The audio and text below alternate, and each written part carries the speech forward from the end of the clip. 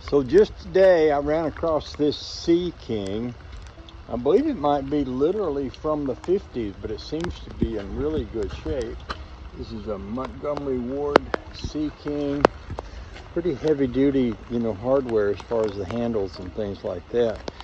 This is interesting, the molded brace here. I know the other tin boat I have has just a much lighter weight sheet aluminum piece. Somebody took the bolts out of this one, and I'm thinking it may be because they had an engine sitting here that covered up the holes, but I'm going to want to put that back in. But you can see there's a lot of braces across here and up into there. It's got the little rowing doodads on it. Nice bracing on the seats. Looks like someone may have put some fresh stainless steel bolts in this part. And I noticed where there's a weld across here. I kind of like this. That's sort of old school, and all the rivets and everything. This boat, I think, is in pretty good shape. Well, I think it's in very good shape. Yeah, so we'll have some fun with that out on the lake. Oh, the joy. Should be foam insulation under there, and it seems like it is. Under here, there's some more welded aluminum parts here. So I was thinking this was just maybe a boat that was in really good shape, but it may also be a boat that someone has restored at some point in the past. I'm happy with it. I can't wait to try it with my new little 6 horsepower 4-stroke Suzuki motor. That should be fun. Oh. So this is my new Sea King Montgomery Ward 12 foot, actually it's like 11 foot 6 inches boat.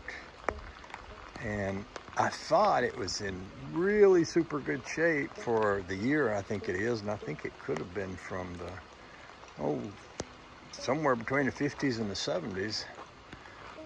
But then on looking at it some more, I think it's more likely a pretty good restoration boat. It's got an interesting trailer. It's kind of homemade, but it's well made.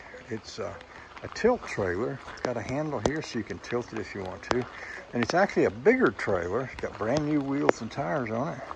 It's a bigger trailer than, I need for that boat. I could quite literally, you see how much wood I've got sticking out back here, so I could put a much longer boat on that if I wanted to. Which is handy dandy because I might have other boats that I want to use that for. I like these corner pieces. I love to see the old aluminum boats that have this kind of work on them. This one has an interesting brace here. It's different than the aluminum brace on that other boat, the tin boat that I have out back, the flat bottom boat. I like the braces across all up and down through there, the ribs. I like the braces on the seat up there. I like the way they're made. I noticed they've got stainless steel bolts into them. And I noticed some aluminum welding has happened on these pieces, on these seats, especially this one up here. This seat came with it, paddle came with it, anchor came with it. Yeah. I don't find a ID number on it, but boats didn't have ID numbers before 71 or 72, so that actually makes sense.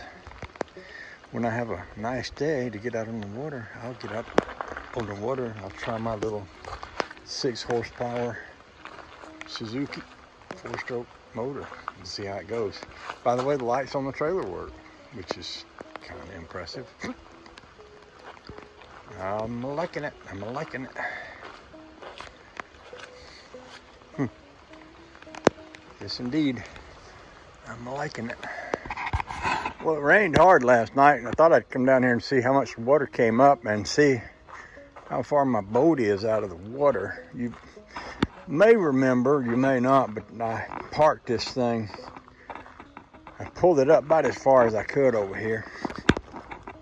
And at that point, it was up beyond the edge of the water by a pretty good bit. Now, got the back end of it right in the water, so that's okay. You can see there's not as much beach here as there was the other day. And of course, this water's good and muddy brown. Oh, I meant to bring my tape measure, but I can do it with the phone. I wanted to measure the transom, is that what you call this, back of the boat, and compare it to my new boat to see how far the boat goes down in the water. So that's about 15 inches back there, and I'm gonna go up to the house and measure the transom on the new boat, and we'll see what it comes out to be. So I measured the back of that other tin boat. It was 15 inches. This one is actually 15 inches too. But on the tin boat, these corners kind of come over and slant down on both sides. I think that might make a difference. The other thing is the shape of this hull and the general height of the sides. I know that little flat bottom boat seems like the sides are really low. I guess the way to know for sure is to stick it in the water, and I'll probably do that in the morning after it dries out enough to get down to the lake without getting up to my knees in the mud, and put the motor on there and take it out. That'll be fun.